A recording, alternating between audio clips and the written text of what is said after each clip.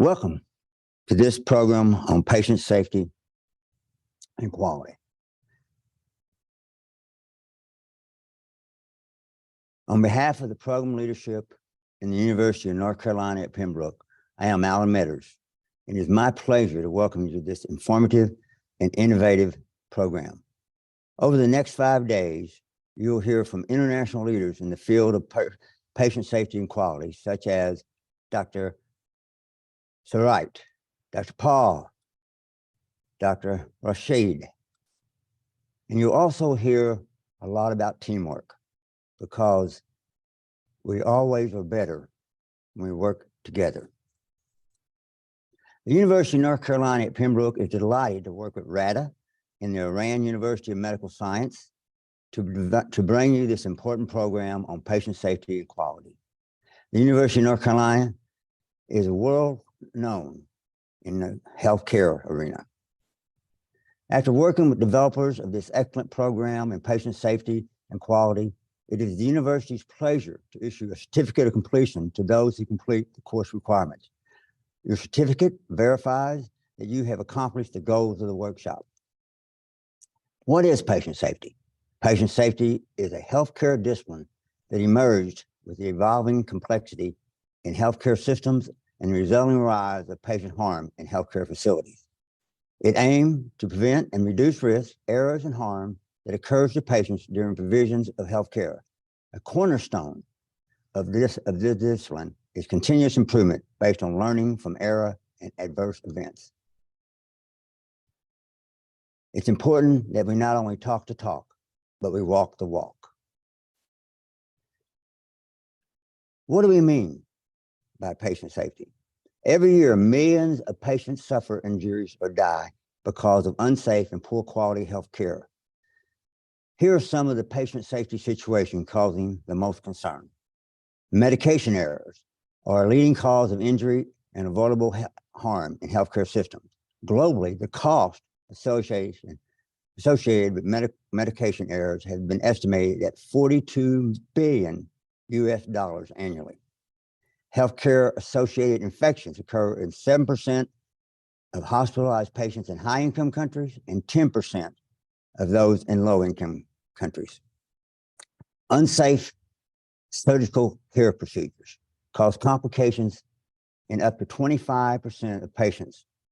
Almost 7 million surgical patients suffer significant complications annually, 1 million of whom die during or immediately following surgery.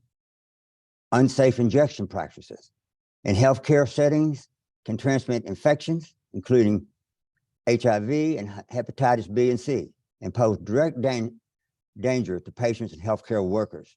They account for a burden of harm estimated at 9.2 million years of life lost to disability and death worldwide. Diagnostic errors occur in about 5% of adults in outpatient settings, more than half of which have the potential to cause severe harm. Most of us will be subject to this event. Unsafe transfusion practices expose patients to risk adverse transfusion reactions and the transmission of infection.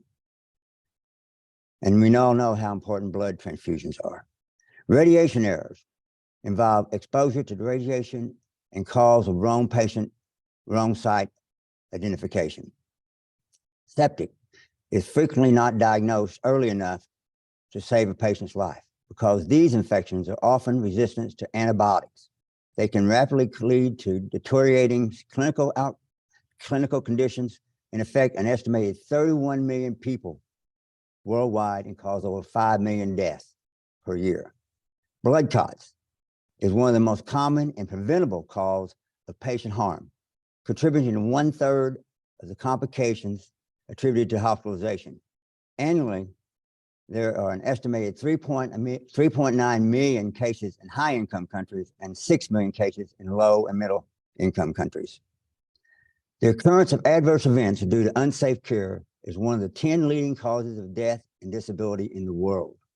In high-income countries, it is estimated that 1 in every 10 patients is harmed while receiving hospital care.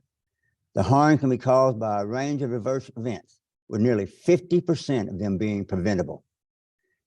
Each year, 134 million adverse events occur in hospitals in low and middle income countries due to unsafe care, resulting in 2.6 million deaths. Globally, as many as 4 in 10 patients are harmed in primary and outpatient healthcare settings. Up to 80% of those harms are preventable. The most detrimental errors are related to diagnosis, prescriptions, and the use of medicines. In OECD countries, 15% of total hospital activities and expenditures is a direct result of adverse events. Investing in reducing patient harm can lead to significant financial savings and, more importantly, better patient outcomes. This workshop will incorporate both lecture and discussion. Discussions among the group is highly encouraged and will contribute to the final course grade. The course relies on texts and case studies that play a vital role in comprehension of the subject matter. As health professionals, it is critical that we are constantly seeking to upgrade our skill levels within our profession. Programs like this one are essential to your growth as a health professional. Please spend the next few days listening, learning, and reflecting on the presentations that you'll be exposed to. I wish each of you a truly rewarding and professional growth experience. Thank you, healthcare workers, and have a great conference.